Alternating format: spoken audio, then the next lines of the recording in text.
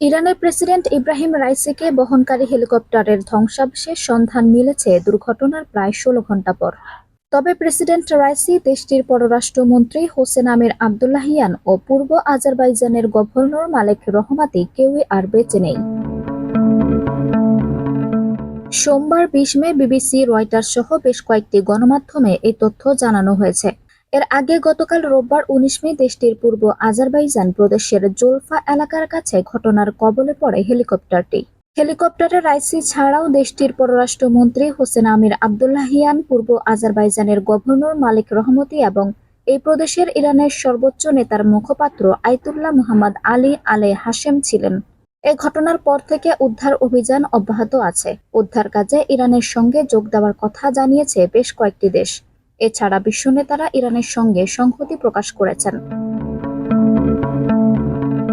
Anjum Haque, Arabi time news desk.